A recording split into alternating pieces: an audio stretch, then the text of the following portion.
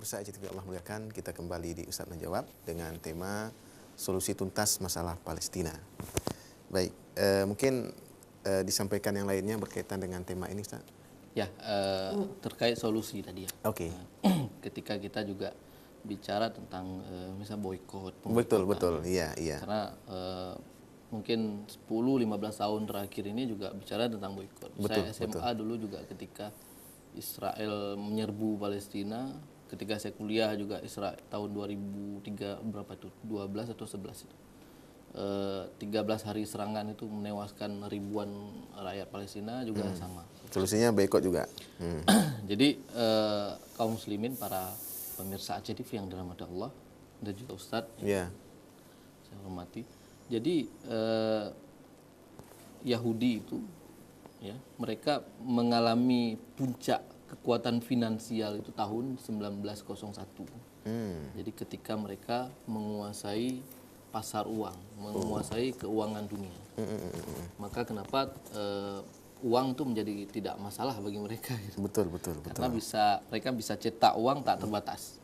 Berapapun mereka inginkan, mereka bisa cetak sebanyak-banyaknya. Dan tidak jadi inflasi ya. Dan tidak jadi masalah. Maka kenapa mereka sampai berani bawa duit berkarung-karung untuk menemui Sultan Abdul Hamid di Istanbul untuk meminta tanah di Palestina gitu. Betul. Karena yang punya tanah itu adalah Sultan Abdul Hamid, itu khalifah kaum muslimin. Ya. Maka ya, walaupun tidak berhasil, maka ketika kita sekarang bicara solusi boykot, ya secara mungkin parsial bisa dilakukan, bisa diambil solusi itu. Tapi tidak menyelesaikan masalah secara tuntas. Kenapa? Karena misal kita boykot produk-produk makanan, produk misalnya rokok juga, beberapa merek rokok terkenal juga produksi Yahudi. Baik. Ya, kemudian juga obat-obatan, termasuk apa yang sehari-hari kita pakai, odol dan seterusnya itu. Nah, tapi apakah kaum muslimin yang pertama punya alternatif lain untuk penggunaan produk-produk ini untuk kebutuhan sehari-hari? Yang kedua, dunia hari ini tidak lagi bicara pasar pasar mikro gitu, tapi juga makro. Dia bicara pasar keuangan, pasar saham. Maka perusahaan-perusahaan ini dia menguasai saham. Dia banyak pemasukannya melalui pasar saham. Sehingga meski misalnya diboikot, ya, sahamnya itu masih mahal dan mereka masih bermain di dunia pasar saham. Belum lagi mereka juga menguasai media massa, media cetak, media elektronik, ya. Semua media massa mereka medsos kuasai. juga. Medsos dan seterusnya mereka kuasai. Sehingga tentu ketika kita melakukan boykot, ya, secara pribadi kaum muslimin seluruh dunia bisa melakukan boykot. Mereka bisa nyetak uang. Ya. Toh juga sekarang perdagangan internasional harus beli dolar atau harus pakai dolar. Tidak laku pakai rupiah. Iya, gitu kan? betul. Dan mereka yang pegang dolar. Ya. Artinya apa? Artinya juga solusi seperti ini tidak akan menyelesaikan masalah sampai ke akarnya. Gitu.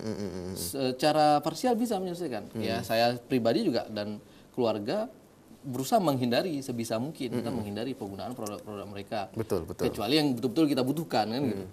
Tapi kalau kita bicara masalah Palestina, maka mereka punya keuangan yang bisa dibilang hari ini itu betul-betul tidak terbatas. Kalau misalnya memutuskan hubungan diplomatik dengan... Ya, itu negara yang bisa melakukan. Oke. Iya. Ya. Jadi bahkan negara bisa melakukan boykot. Kalau seluruh kaum negara muslim itu melakukan boykot, selain memboykot produk, boykot kerjasama, termasuk memboykot untuk menjual minyak kepada mereka. 70% minyak dunia sekarang ada di negeri muslim. Selesai. Kayak mana bisa bergerak itu alat-alat perang mereka, pesawat tempurnya dan seterusnya. Iya. Tapi kan persoalannya adalah itu tidak dilakukan dan tidak bisa dilakukan. Karena Donald Trump mengumumkan itu setelah bicara dengan penguasa-penguasa muslim hari ini. Jadi seperti Trump itu seperti menelanjangi mereka bahwa mereka pengkhianat. Kenapa? Karena beberapa jam setelah diskusi dan pertemuan dengan pemimpin-pemimpin Arab, Trump mengumumkan pemindahan ibu kota ke Baitul Maqdis, ke Yerusalem. Ya. Jadi dan mereka diam. Pemimpin-pemimpin muslim itu diam. Ya. paling keras ya hanya memberikan kecaman dan kecaman.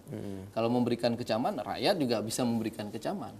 Yang namanya negara, yang namanya pemimpin, dia punya kemampuan untuk mengirim militer.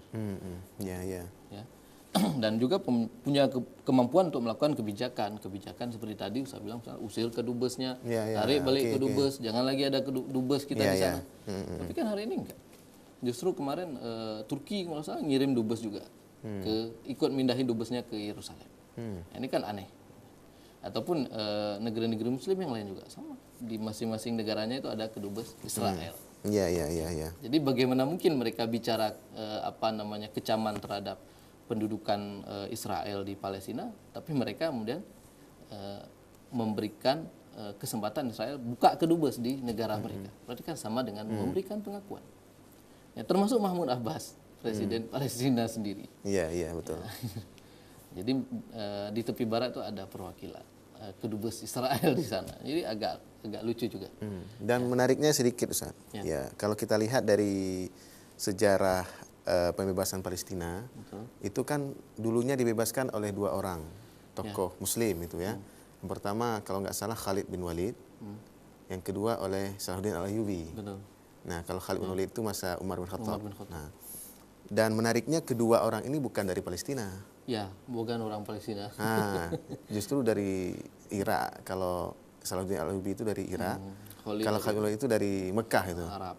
Nah, dari Arab. Ya. Nah, apakah mungkin periode sekarang yang merebutnya kita, Indonesia? Amin, insya Allah. Gimana caranya? Memang kalau dari sisi dalil kan tidak ada penjelasan kalau Ustaz tadi bilang tentang dari mana atau umat yang mana. Gitu.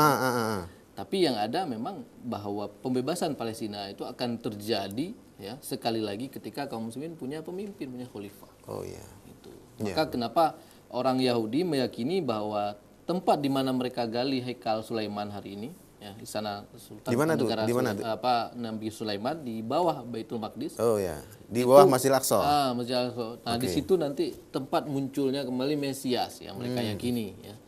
Dan umat Islam meyakini itu munculnya Dajjal kan seperti itu. Betul. Dan yang memusnahkan Dajjal itulah khalifah kaum muslimin. Yeah. Artinya Allah beri kesempatan ya. Kalau misalnya Palestina ini udah Yahudi ini udah takhluknya, mungkin tidak lama lagi gitu.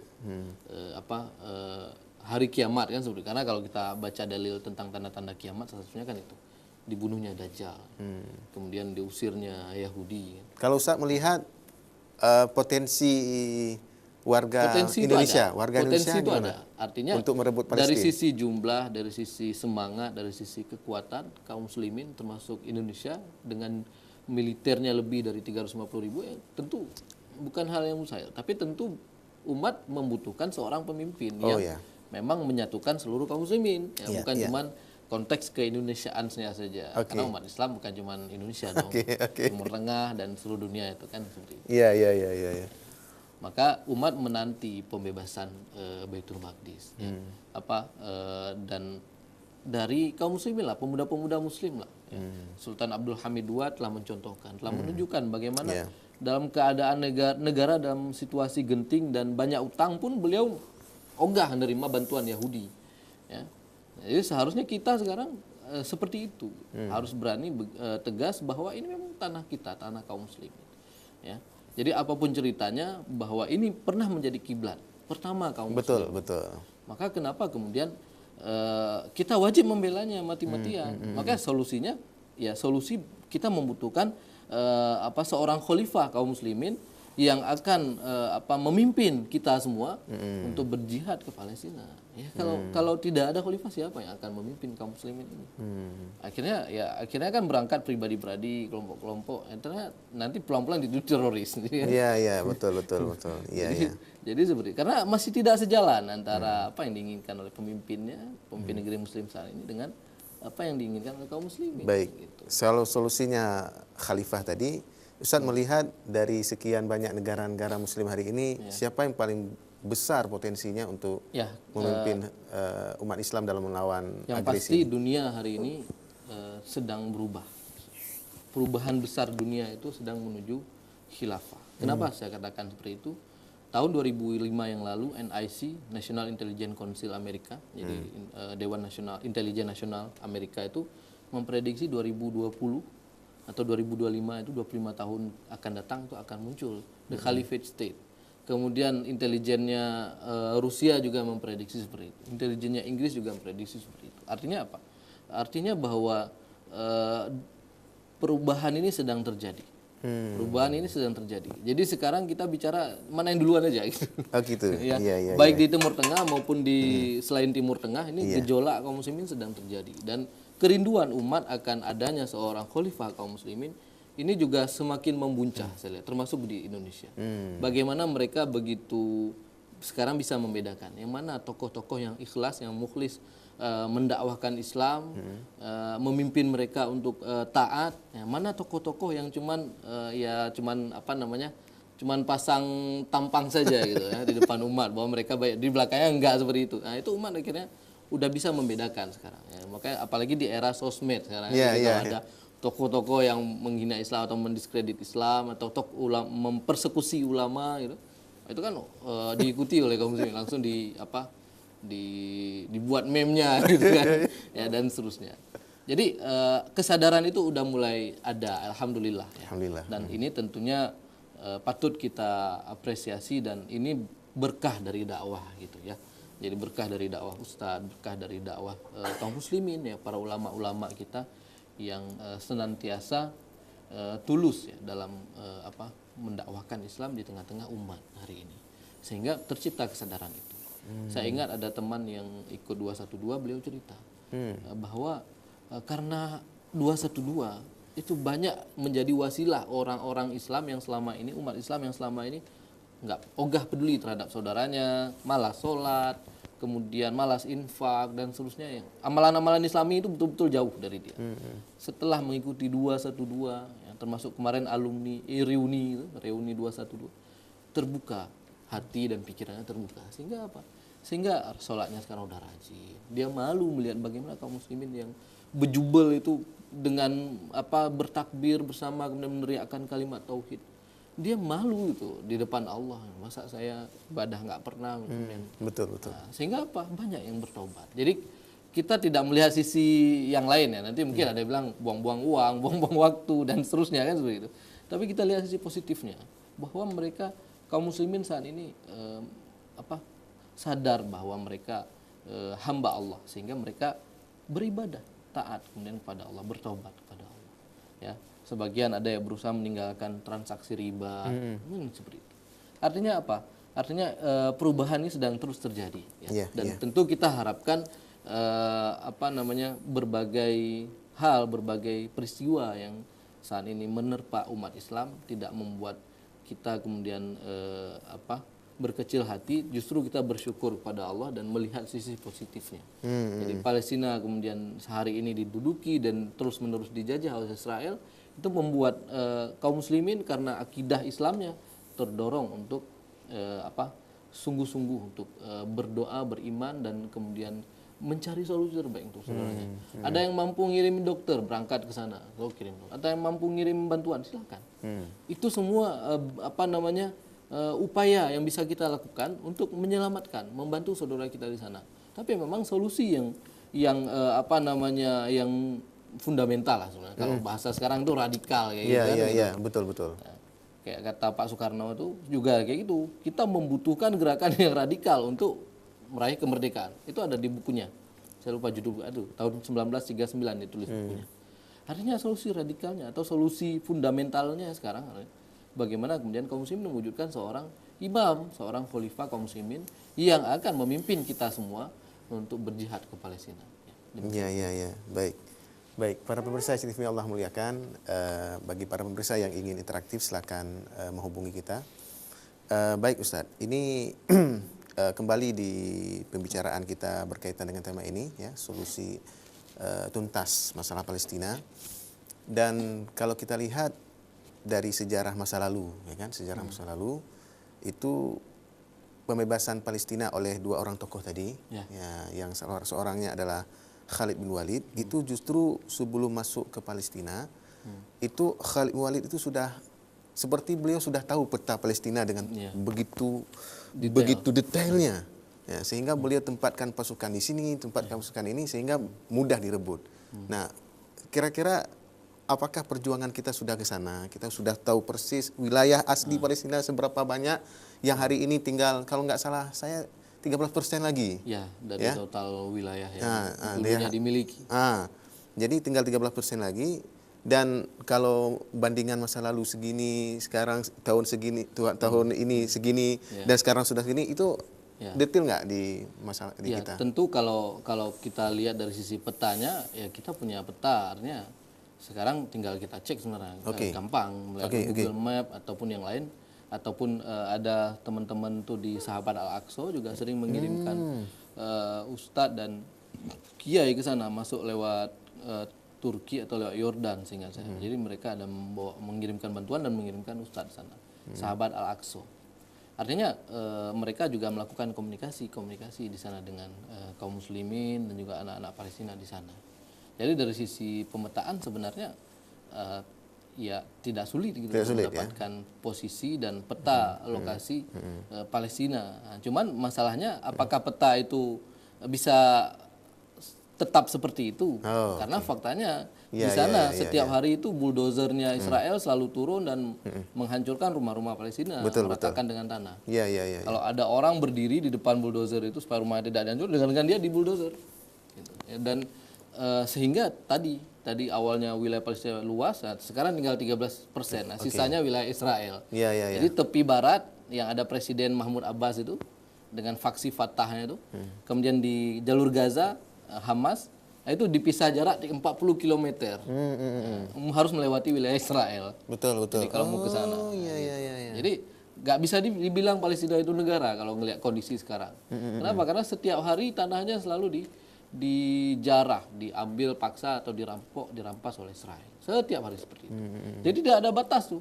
Hari ini batasnya di sini. Nah, besoknya Israel memindahkan batas ke depan lagi, kemudian rumahnya dihancurkan. Iya. Jadi Masya Allah.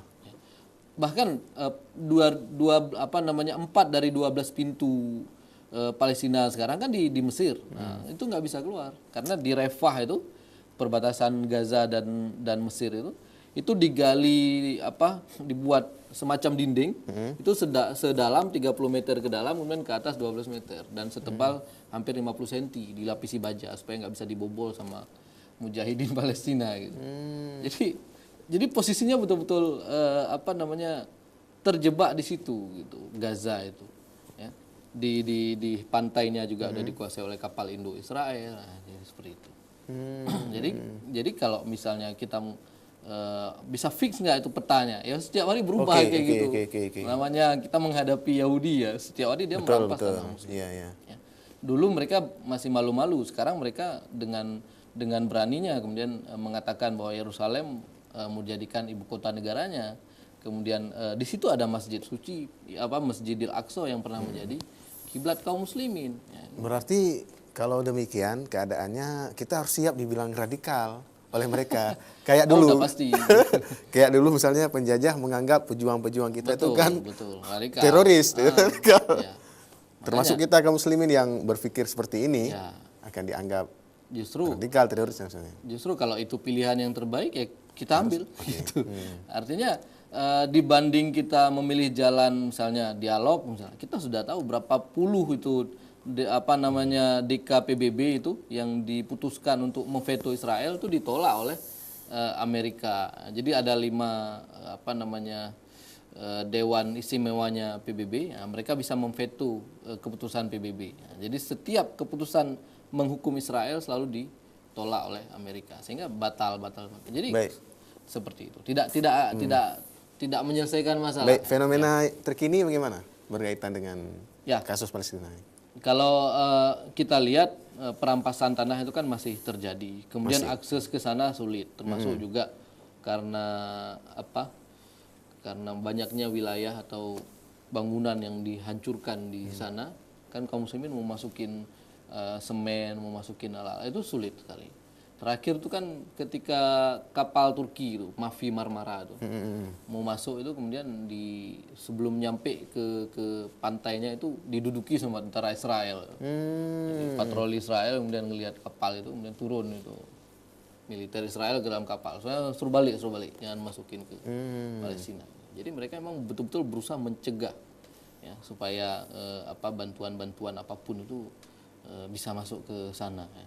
Kalau pandangan dunia terhadap pendudukan ini? Kalau kita lihat dari pernyataan-pernyataannya, saya lihat tidak ada yang sampai mengirimkan tentara. Oh ya, oke. Sampai Malaysia yang berjanji mengirimkan tentara juga nggak ada reaksi apa-apa sampai hari ini. Ya. Kemudian Indonesia yang presidennya katanya mengecam juga, ternyata nggak ada sikap yang lain, hanya mengecam.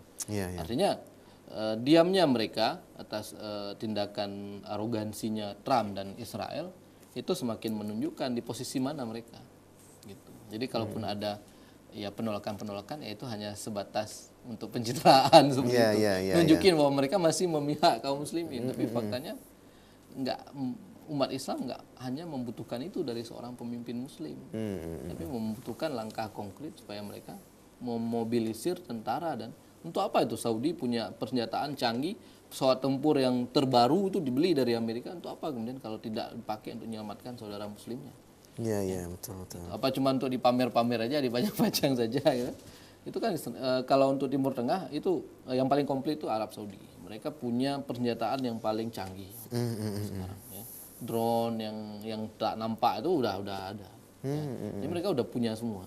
Tapi kan ya lagi-lagi kita bicara keberpihakan. Ternyata mereka nggak seperti yang kita dengar. Ya. Baik, Ustaz.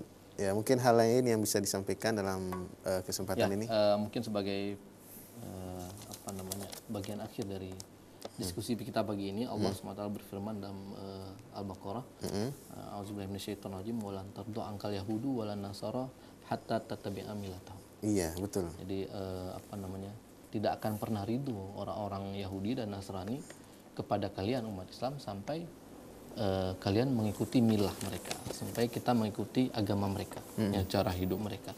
Bisa boleh saja kaum muslimin hari ini ya berakidah Islam ya kita. Tapi apakah kemudian cara hidup, ya, cara kita menyelesaikan masalah, cara kita berekonomi, cara kita berinteraksi itu sudah menggunakan Islam atau belum? Ya, gitu. Artinya apa? Artinya kita sekarang berusaha untuk senantiasa dijauhkan terus-menerus dari Islamnya, gitu. Jadi Islam dan Muslim itu terpisah.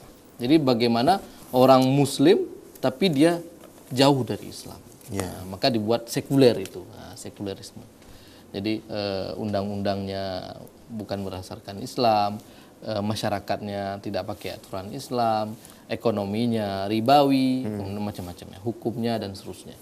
Artinya kita semakin dijauhkan dari, sehingga banyak kaum muslimin yang cuek juga gitu kita perhatikan atas peristiwa bagaimana saudaranya dizolimi di Palestina.